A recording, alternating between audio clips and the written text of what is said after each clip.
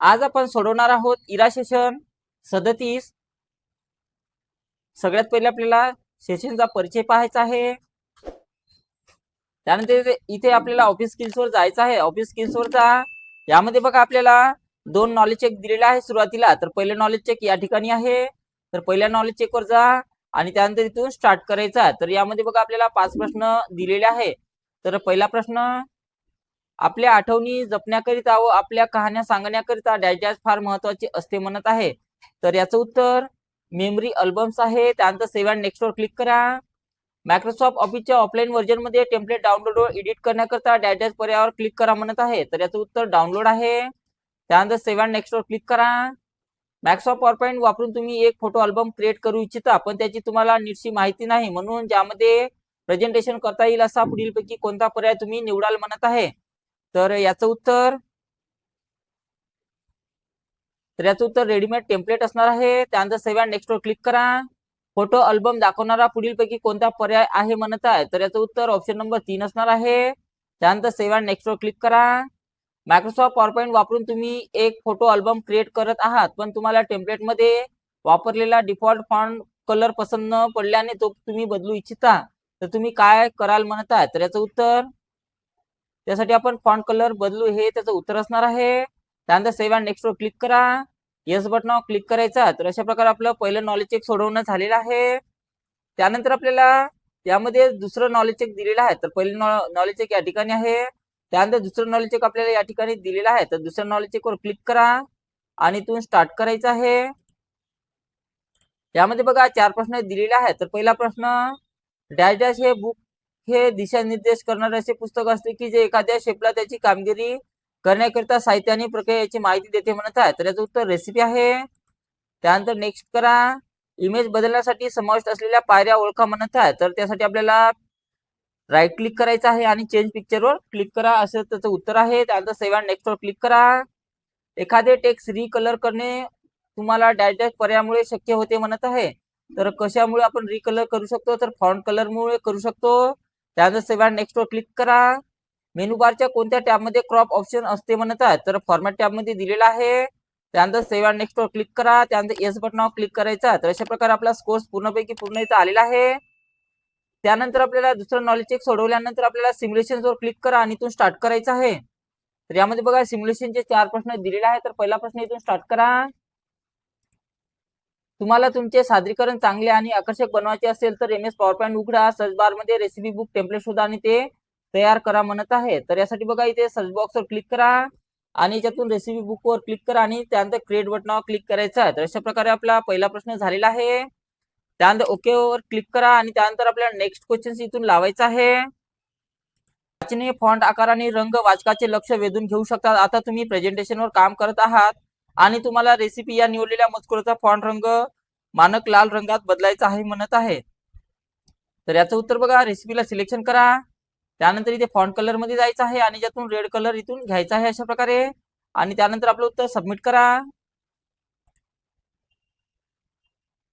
त्यानंतर next question लावायचा आहे इथून, तुम्ही निवडलेल्या फॉन्टचा तुम्ही टाईप केलेले शब्द वाचणाऱ्या लोकांवर खोलवर परिणाम होऊ शकतो आणि फॉन्टचा रंग वाचकाचे लक्ष वेधून घेतो, म्हणून निवडलेल्या मजकुराचा फॉन्ट बुकमॅन ओल्ड स्टाईल मध्ये चेंज करा म्हणत आहे। तर या ठिकाणी क्लिक करायचं आहे आणि ज्यातून आपल्याला बुकमॅन ओल्ड स्टाईल वर इथे क्लिक करा आणि त्यानंतर आपलं उत्तर सबमिट करायचं आहे। त्यानंतर शेवटचा प्रश्न बघा याच्यातला, मजकूर हायलाइट करण्यासाठी आणि वाचकाचे लक्ष वेधण्यासाठी बोल्डचा वापर केला जातो, म्हणून टेम्पलेटमध्ये दिलेला उन्हाळी पिकनिक निवडलेला मजकूर ठळक करा म्हणत आहे। तर समर पिकनिकला सिलेक्शन करा आणि त्यानंतर त्याला काय करा म्हणजे ठळकसाठी त्यातून आपल्याला बोल्ड पर्याय वापरायचा आहे।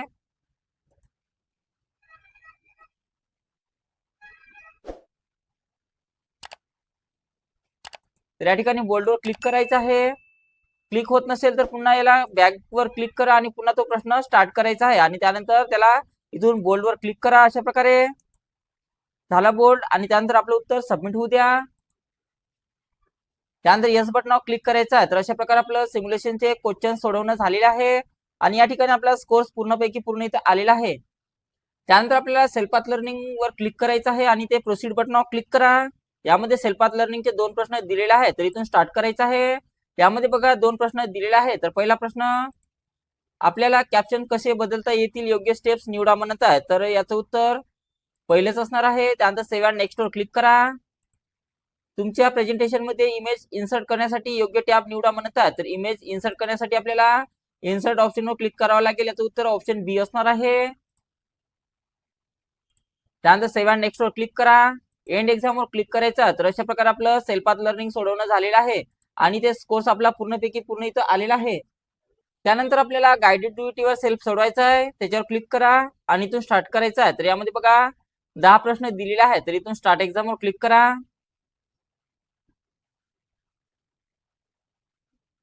दिलेल्या प्रेझेंटेशन मध्ये फाईल टॅब न्यू ब्लँक प्रेझेंटेशनचा वापर करून ब्लँक प्रेझेंटेशन उघडा म्हणत आहे.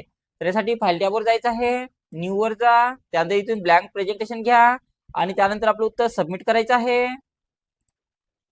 Next questions.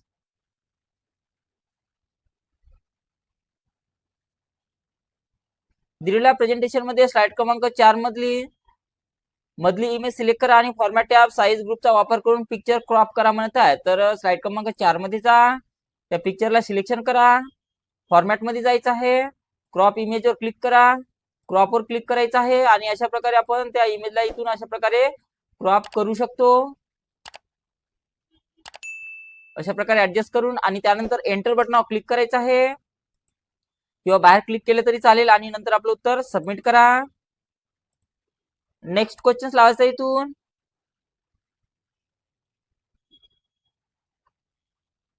दिलेल्या प्रेझेंटेशन मध्ये समर पिकनिक टेक्स्ट सिलेक्ट करा. होम टॅब फॉन्ट ग्रुपचा वापर करून त्याचा font Bookman old style font size 36 मध्ये बदला म्हणत आहे. तर समर पिकनिक या शब्दाला सिलेक्शन करायचं आहे अशा प्रकारे. त्यानंतर त्याचा फॉन्ट ग्रुपचा वापर करून त्याचा फॉन्ट आपल्याला बुकमॅन ओल्ड स्टाईल करायचा आहे.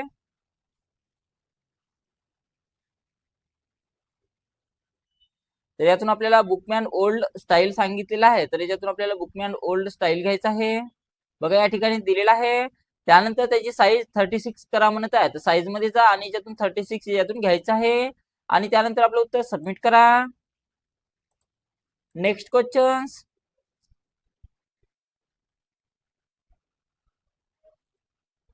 File export create PDF XPS चा वापर करून दिलेला प्रेझेंटेशन पीडीएफ मध्ये एक्सपोर्ट करा. उघडलेल्या विंडो मध्ये तुमच्या आवडीचे फाईल नेम एंटर करून पब्लिशला क्लिक करा म्हणत आहे. तर त्यानंतर आपल्याला फाईल टॅबवर जा. एक्सपोर्ट वर क्लिक करायचं आहे. क्रिएट पीडीएफ वर क्लिक करा. त्यानंतर याला फाईलला नाव द्यायचं आहे. कोणतंही एक नाव द्या. तर मी याला कोणतंही नाव देतो. अशा प्रकारे नाव दिलेलं आहे आणि त्यानंतर पब्लिश बटनावर क्लिक करायचं आहे.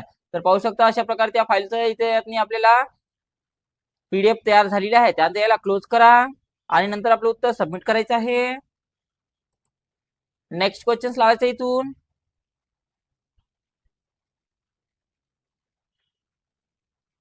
फाईल टॅब सेव्ह चा वापर करून दिलेलं प्रेझेंटेशन तुमच्या डेस्कटॉपवर रेसिपी बुक नावाने सेव्ह करा म्हणत आहे. तर रेसिपी बुक या नावाने सेव्ह करण्यासाठी फाईल टॅबवर जा.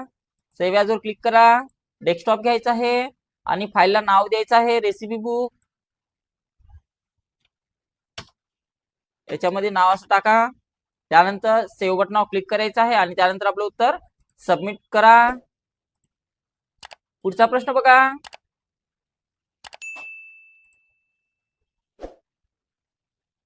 दिलेल्या प्रेझेंटेशन मध्ये रेसिपी टेक्स्ट सिलेक्ट करा आणि home tab font group font कलरचा वापर करून त्याचा टेक्स्ट कलर ऑरेंज SN3 मध्ये चेंज करा म्हणत आहे.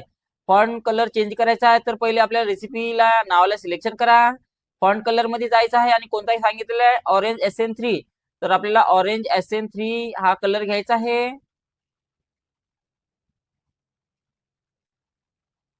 बघा या ठिकाणी दिलेला आहे. तर इथून तो कलर घ्या आणि त्यानंतर सबमिट करायचा आहे. Next question.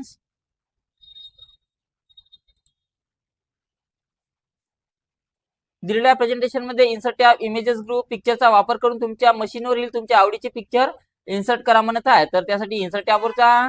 इन्सर्ट टॅबवर गेल्यानंतर आवडीचं पिक्चर घेण्यासाठी आपल्याला पिक्चर्सवर क्लिक करायचं आहे. कोणते एखादं चित्र घ्यायचं आहे तर चित्राला सिलेक्शन करा. इन्सर्ट बटनावर क्लिक करा. चित्र इथे आलेलं आहे आणि त्यानंतर आपलं उत्तर सबमिट करा. नेक्स्ट क्वेश्चन लावायचं इथून.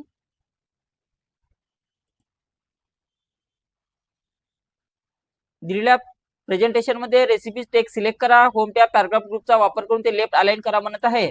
तर रेसिपी या नावाला सिलेक्शन करा आणि ज्यातून आपल्याला लेफ्ट अलाइनमेंट वर क्लिक करायचं आहे आणि त्यानंतर सबमिट करा. त्यानंतर नेक्स्ट क्वेश्चन लावायचा इथून.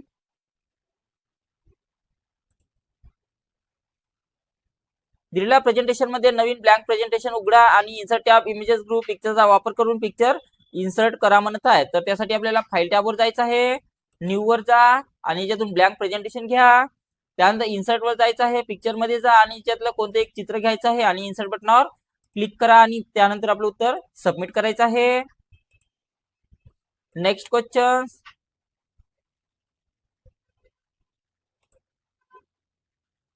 दिलेल्या प्रेझेंटेशन मध्ये फॉर्मॅट टॅब पिक्चर स्टाईल ग्रुपचा वापर करून कोणती पिक्चर स्टाईल आपल्याला अप्लाय करा म्हणत आहे आणि स्लाइड क्रमांक 1 मधून पिक्चर सिलेक्ट करा म्हणत आहे. तर स्लाइड क्रमांक 1 मध्ये जा, पिक्चरला सिलेक्शन करा. त्यानंतर फॉर्मॅट टॅब मध्ये जायचं आहे. पिक्चरच्या स्टाईल मध्ये जा आणि त्यातली कोणती एखादी स्टाईल आपल्याला घ्यायची अशा प्रकारे आणि त्यानंतर सबमिट करा. तर अशा प्रकारे आपलं संपूर्ण गाइडेड डू इट सेल्फ सोडवणं झालेलं आहे. त्यानंतर एंड एक्झामवर क्लिक करायचं आहे. येस बटनावर क्लिक करा.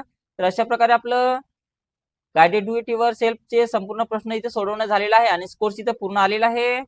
त्यानंतर बघा आपल्याला शेवटचं सेशन कम्प्लिशन टेस्ट सोडवायचा. तर इथून स्टार्ट करा. तर सेशन कम्प्लिशनचा पहिला प्रश्न बघा. तुम्ही मोबाईल फोनवरून मित्राला मेसेज पाठवता तर तुम्ही कोणती प्रक्रिया करत आहात म्हणत आहे. तर याचं उत्तर कम्युनिकेशन्स आहे. ऑनलाईन गेम खेळताना तुम्ही वायफाय द्वारे मित्राच्या डिव्हाइसेसना कनेक्ट करता. हे शक्य होण्यासाठी कोणती संकल्पना कारणीभूत आहे म्हणत आहे. तर याचं उत्तर कनेक्टिव्हिटी आहे. त्यानंतर 7 नेक्स्ट करा. एक विद्यार्थी व ऑनलाईन व्हिडिओ न डाउनलोड करता थेट पाहतो. हे कशामुळे शक्य झालेले आहे म्हणत आहे.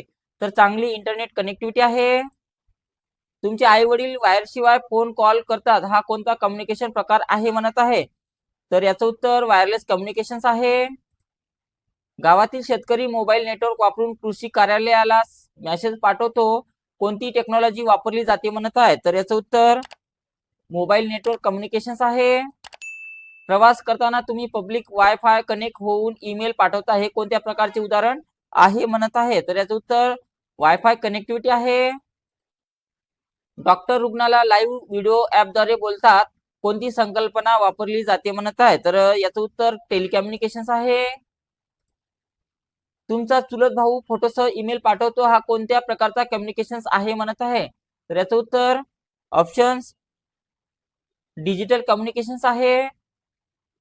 त्यानंतर 7 नेक्स्ट करा. ऑनलाईन चॅट करताना मित्र व्हॉइस नोट पाठवतो. हा कोणता कम्युनिकेशन प्रकार आहे म्हणत आहे. तर याचं उत्तर ओरल कम्युनिकेशन्स आहे. तुमचे वडील वेगवेगळ्या शहरातील सहकार्यासोबत व्हिडिओ कॉन्फरन्स मध्ये सहभागी होतात. हे शक्य होण्यासाठी कोणती टेक्नॉलॉजी मदत होते म्हणत आहे. तर याचं उत्तर नेटवर्क टेक्नॉलॉजी आहे. त्यानंतर 7 नेक्स्ट वर क्लिक करा. येस बटनावर क्लिक करायचा. तर अशा प्रकारे आपलं सेशन एंड टेस्ट सोडवणं झालेलं आहे आणि अशा प्रकारे आपल्याला इरा सेशन 37 कंप्लीट सोडवायचं आहे.